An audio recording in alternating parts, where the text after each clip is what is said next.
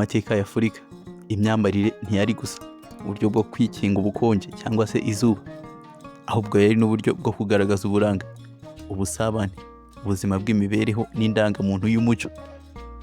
Mu Rwanda kimwe n'ahandi henshi kuri uyu mugabane wa Afurika habayeho imitako n'imyambaro gakondo igaragaza ishusho y'umuntu imbere y'imbaga.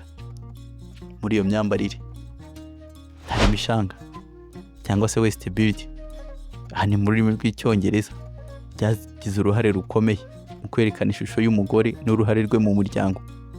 Iki gice cy'umuco nticyari icy'ubwiza gusa, ahubwo cyari gifite ubusobanuro bwimbitse buhuza u Rwanda ndetse n'ibindi bihugu bya Afurika.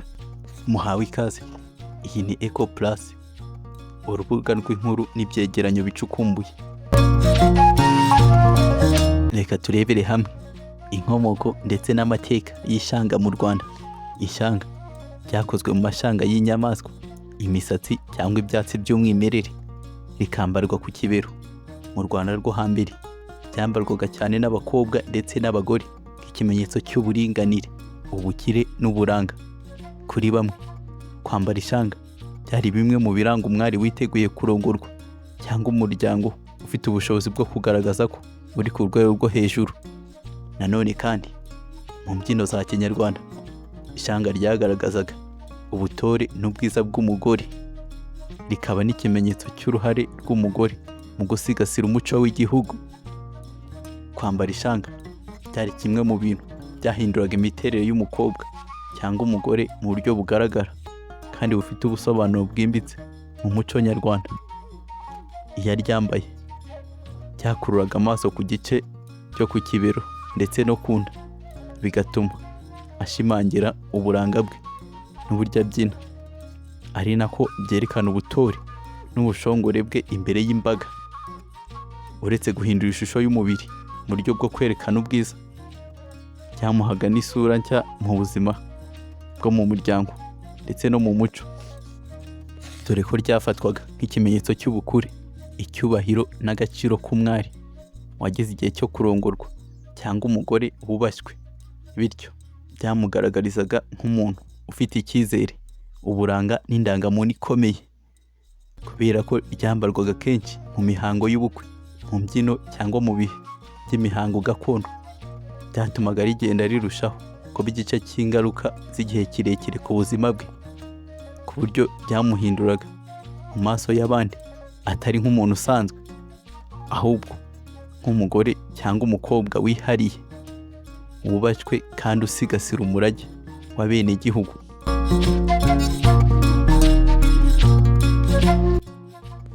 Ishanga kandi si umutako gusa, ahubwo ni umurage w'umuco. Mu gihe cy'ubu aho imyambarire igezweho yihutisha kwibagiza iby'umuco, ishanga riracyagaruka mu mbyino za Kinyarwanda, mu makorali y'imbyino n'ahandi hagaragazwa umuco nyarwanda.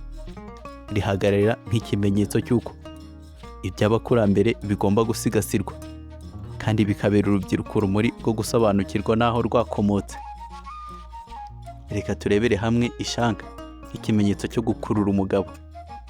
Uretse kuba ishanga ryari umutako n'ikimenyetso cy'ubukure, ryakoraga nk'uburyo bwo gukurura abagabo. Iyo umukobwa cyangwa umugore aryambaye, ryakururaga amaso ku gice cy'umubiri cyafatwaga nk'icy'uburanga, bibero n'umurambararo, bigatuma ashimangira ishusho ye y'ubwiza. Mu gihe cyo kubyina, ukuntu ishanga ryanyeganyegaga riherekeza intambwe n'ingendo by'umugore, byafatwaga nk'ikimenyetso cy'ubushongore n'ubutore, bigakurura abasore ndetse n'abagabo. Ibi byatumaga byaba ikimenyetso cy'ubwiza n'ubukure, ariko nanone rikaba igikoresho cy'umuco cyafashaga umukobwa kwigaragaza nk'umuntu witeguye kubaka urugo no kubaka umuryango. Ishanga kandi rifite isano ikomeye n'umurage wose wa Afurika. Mu bihugu byo mu burengerazuba bwa Afurika nka Nigeria, Ghana, hakoreshwaga imitako isa n'ishanga yambarwa ku kibero kugira ngo igaragaze ubwiza n'ubukuru bw'abakobwa. Muri Afurika yo hagati nk'i Kongo, imitako y'ibibero yakorwaga mu birahure n'udutare tw'amabara, ikerekana ubusabane bw'umuntu ndetse n'imbaraga z'imiryango. No mu majyepfo ya Afurika, imitako yo ku kibero yagiraga isano n'ubwirinzi n'imigenzo y'ubukwe. Ibi byose bigaragaza ko ishanga atari iy'u Rwanda gusa, ahubwo ari isano ya kera ihuza Abanyafurika bose mu gusigasira umuco w'imyambarire, kwiyubaha ndetse n'ubusabane.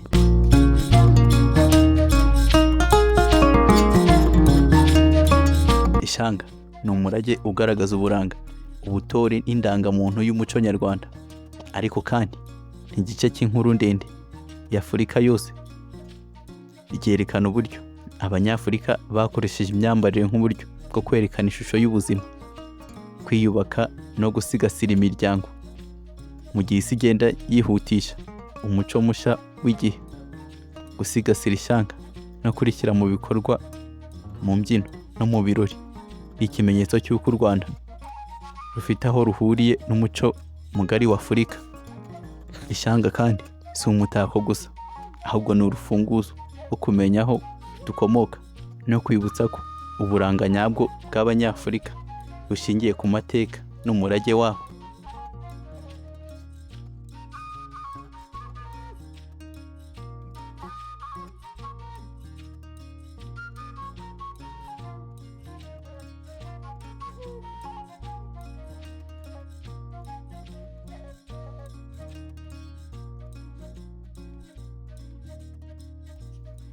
Ni n'aha dusoreje.